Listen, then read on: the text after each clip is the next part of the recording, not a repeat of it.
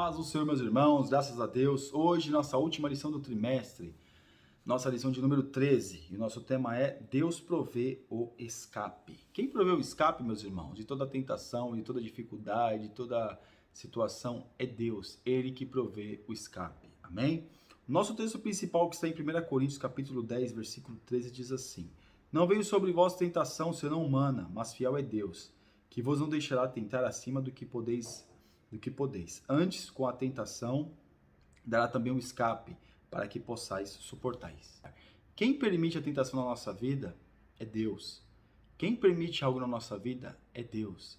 Quem permite o escape da nossa vida é Deus. É Deus que permite todas essas coisas. É Deus que providencia e nos dá a oportunidade de também sairmos, de também resistirmos à tentação. Quem nos concede a oportunidade é Deus. E aqui no nosso resumo da lição, onde houver humanidade, ali haverá tentações, mas Deus proveu escape, para que não venhamos a cair. Deus proveu escape. Deus permite a tentação para testar a nossa fé, mesmo que Ele sabe todas as coisas, para também nós fortalecermos. Porque, meus irmãos, testar a fé não é para Deus. Testar a fé é para nós mesmos, para nós adquirirmos forças, adquirirmos cada vez mais vigor em nossa vida para colocarmos a palavra de Deus em prática. É por isso que muitas das vezes acontece de nós sermos tentados. E aqui, no nosso texto bíblico, que está em 1 Coríntios, capítulo 10, do versículo 1 ao 13, diz assim: Ora, irmãos, não quero que ignoreis que nossos pais estiveram todos debaixo da nuvem, e todos passaram pelo mar. E todos foram batizados em Moisés na nuvem e no mar. E todos comeram de um mesmo manjar espiritual. E aqui vai descrever no versículo 6, e essas coisas foram feitas em figura, para que não cobicemos as coisas más como eles cobiçaram. Não vos façais, pois, idólatras como algum deles, conforme está escrito: o povo assentou-se a comer e a beber, e levantou-se para folgar. Ou seja, Deus, ele providenciou, Deus, ele sustentou este povo.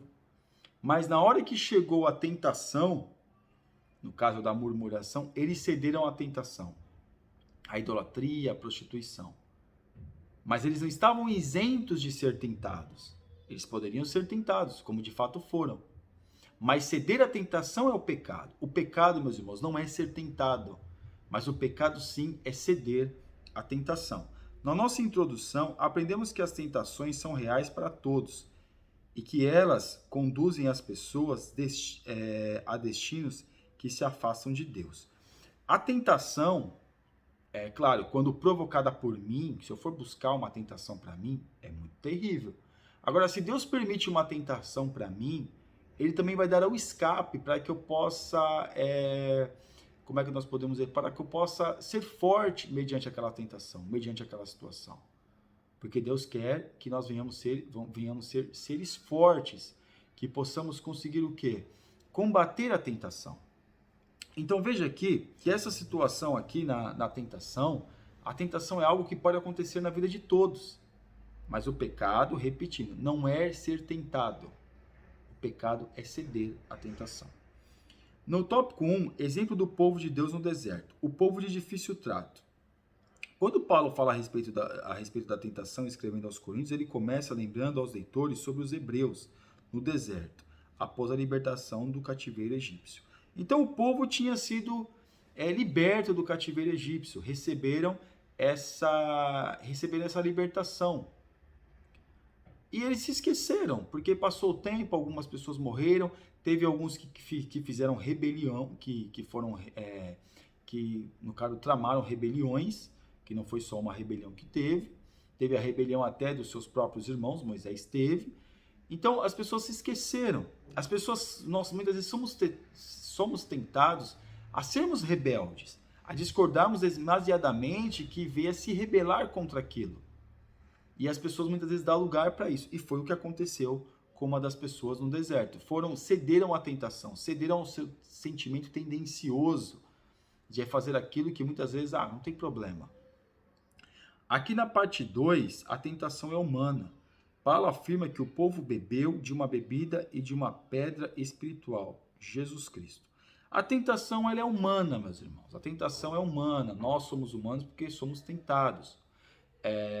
Porém, não é obrigatório da nossa parte, pelo fato de ser tentado, precisa ceder à tentação. Porque essas pessoas acham que eu estou sendo tentado mesmo, depois eu peço perdão. Não é assim. O fato de nós sermos tentados, isso não quer dizer que nós temos que ceder à tentação. Mas sim é a oportunidade de nós melhorarmos a nossa vida em Deus. Na parte 3, Deus é fiel. Mesmo falando que a tentação é humana, Paulo prossegue o seu pensamento dizendo que Deus é fiel. A fidelidade do Eterno não varia de acordo com o tempo ou espaço. Mesmo na tentação, mesmo o ser humano sendo tentado, o Deus Todo-Poderoso continuará e continua sendo fiel. Continua e continuará sendo fiel. Mesmo que a gente for tentado, mesmo que aquele povo no deserto foi tentado, o povo foi tentado, não tinha água, reclamaram, estava comendo maná, reclamaram, só Moisés que mandava, reclamaram. O povo estava sendo tentado ao quê? A reclamar, a murmurar. E infelizmente eles cederam a essa tentação. E nós vemos o que aconteceu, né? Dos que saíram do Egito, só Josué e Caleb entraram na terra prometida.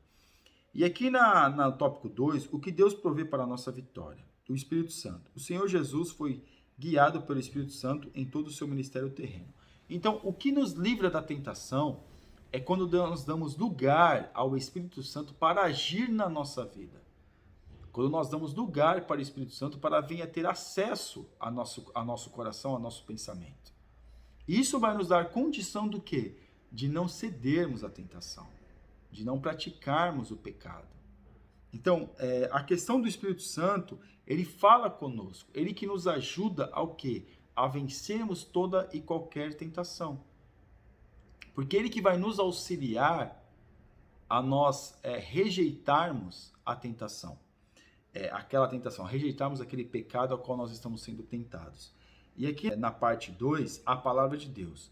Deus proveu em sua palavra todas as informações de que precisamos para não cairmos em tentação. Ou seja, estratégias. A palavra de Deus nos dá estratégia, nos dá força para não cairmos em tentação. A palavra de Deus nos mostra o caminho para que a gente não venha cair em tentação. E como eu disse no começo, não é buscar ser tentado. Mas é quando nós somos tentados, é Deus que permite que nós sejamos tentados. Para quê? Para que a gente venha vencer essa tentação e conhecer a nós mesmos. Porque nós temos que nos conhecer, meus irmãos. Você já procurou se conhecer?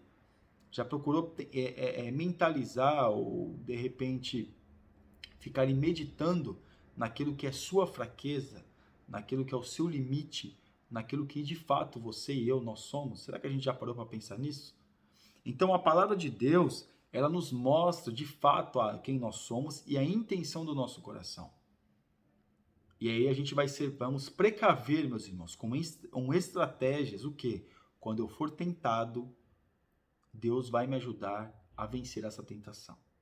Porque está sendo você e eu, nós, temos que armar uma estratégia, antecipar aquilo que de fato nós sabemos que possivelmente vai acontecer. Ou seja, nós vamos ser tentados.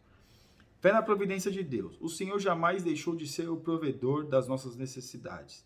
Satanás tem que iludir as pessoas para que se antecipem e tomem caminhos que demonstrem independência de Deus. Né? Como o filósofo diz, né? Se Deus não existe, tudo é permitido. E por que as pessoas hoje falam tanto que Deus não existe? Né? Porque, meus irmãos, é como acho que Dostoiévski que disse, se Deus não existe e tudo é permitido, então eu posso fazer tudo o que eu quiser. Porque as pessoas querem ser independentes de Deus. Então é mais fácil, para alcançar essa independência de Deus, é mais fácil acreditar que ele não existe. Porque se ele não existe, eu posso fazer o que eu quiser. Não existe lei, não existe regra moral. Não existe nada, não existe um Deus superior, não existe um ser superior. Não existe. Porque não existe nada. Como é que fica, irmãos? Então as pessoas hoje acreditam ou querem acreditar num Deus que não existe. Né? Um Deus, às vezes é um ateu e às vezes é um cristão mesmo, que crê que aquele Deus ali não existe. Um Deus que vai lançar alguém no inferno não existe. Um Deus que a pessoa peca e tem consequências não existe. Então as pessoas muitas vezes, meus irmãos, querem fazer o quê? não tem a sua fé em Deus, não tem a sua vida em Deus, e aí fica querendo camuflar as coisas que fazem. E para camuflar as coisas que fazem, elas têm um logo, né? De dizer que Deus não existe. Amém? Parte 3, tópico 3, o escape. Não subestime o inimigo. Satanás não pode ser considerado um inimigo ineficaz. Irmãos, o inimigo das nossas almas, né, não deve ser subestimado. Eu fico até preocupado, assim, quando eu vejo, o diabo tá debaixo do meu pé, eu vou dar um tapa na cara do diabo, eu vou dar um chute na cara dele, ele é um cão, ele é um não sei o quê, ele blá blá blá. Irmãos, o inimigo acho que olha assim e fala, ô meu filho. Meu filho não, porque a gente não é filho do inimigo, né? Mas olha assim e fala, se não fosse Deus na sua vida, eu arrebentava com você. Mas como Deus, às vezes, quando a gente faz certas coisas, Deus permite certas coisas também, aí Deus permite que muitas vezes o inimigo venha atuar nas nossas vidas. E ele só não faz pior pela misericórdia de Deus. Então as pessoas são iludidas, são enganadas, acham que são seres superiores, acham que são seres divinos, a santidade é o extremo. E no entanto, meus irmãos, nós não somos nada. Nós somos filhos de Deus, necessitados, meus irmãos, com muita carência da presença e da providência de Deus. É isso que de fato nós somos. Nós não somos nada. Nós não somos nada. Essa é a nossa realidade. Nós não somos nada. E aqui, na parte 2, evite ficar sozinho, né? Principalmente namoradinha, né? Evite de ficar sozinho. Evita. Evita porque você vai ser tentado. Você vai ser tentado, evite ficar com o telefone, dependendo do que você, da sua tendência, né? Corte o mal pela raiz, na internet, demasiado à noite, ninguém tá vendo mesmo, né?